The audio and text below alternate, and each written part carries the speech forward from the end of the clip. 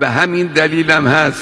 Türkiye'nin üzerine burada বন্ধু তুমি, শত্রুও তুমি, এ কথাটা যেন আয়াতুল্লাহ খামেনি আর রিসেপ তাইয়েপ এরদোয়ানের ক্ষেত্রে খুব খাটে। স্বার্থের সংঘাত থাকলেও ক্ষমতার মসনদের ঝুঁকি বিবেচনায় খামেনি এরদোয়ানের ভাগ্য একশোতে গাথা। ইরানে যখনই কোনো আন্দোলন বা অস্থিরতা বড় আকার ধারণ করে তার আঁচ লাগে প্রতিবেশী তুরস্কেও। আয়াতুল্লাহ খামেনি বিপদে পড়লে চিন্তার ভাঁজ পড়ে রিসেপ তাইয়েপ এরদোয়ানের কপালে।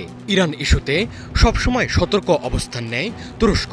এবার যেমন ইরানে হামলা থেকে বিরত থাকতে ট্রাম্পকে কড়া হুঁশিয়ারি দেয় তুরস্ক ও আরব দেশগুলো।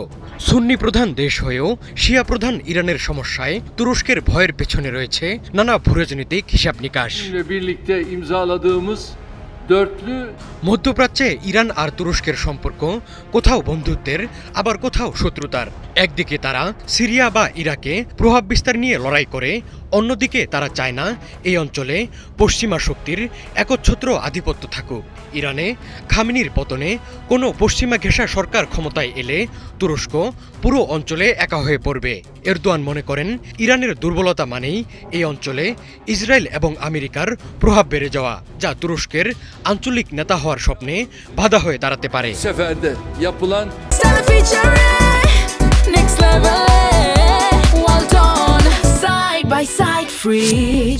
en büyük savunma sanayi Erdogan নিজে 2016 সালে এক ব্যর্থ সামরিক অভ্যুত্থানের মুখোমুখি হয়েছিলেন। তার ভয়ে পশ্চিমারা কোনোভাবে ইরানে আন্দোলন উস্কে দিয়ে সরকার পতন ঘটাতে সফল হলে তাদের পরবর্তী টার্গেট হতে পারেন তিনি। ফলে এরদোয়ান সবসময় চান ইরানে আমেরিকা ইসরায়েল ব্যর্থ হোক। 8 o'clock in the morning hour time, and it was তুরস্কের সবচেয়ে বড় অভ্যন্তরীণ নিরাপত্তা ঝুঁকি হল কুর্দি বিচ্ছিন্নতাবাদ। তুরস্ক, ইরান, ইরাক এবং সিরিয়া এই চার দেশেই বিশাল কুর্দি জনগোষ্ঠী আছে। ইরানে যখন আন্দোলন হয়, বিশেষ করে তা যদি কুর্দি অধ্যুষিত এলাকায় জোরালো হয়, তখন এরদোয়ান ভয় পান যে এই হাওয়া তুরস্কের কুর্দিদের মধ্যেও লেগে যেতে পারে।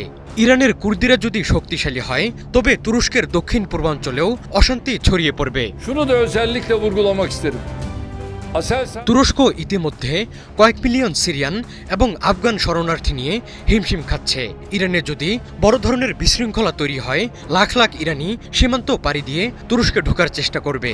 তুরস্কের বর্তমান অর্থনীতি এই বাড়তি চাপ নিতে একদমই প্রস্তুত নয়।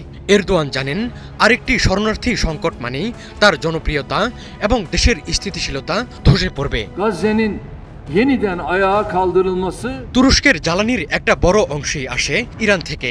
এছাড়া তুরস্কের অনেক পণ্য ইরানের বিশাল বাজারে যায়। ইরানে অস্থিরতা মানেই বাণিজ্য বন্ধ হওয়া এবং জ্বালানি সংকট।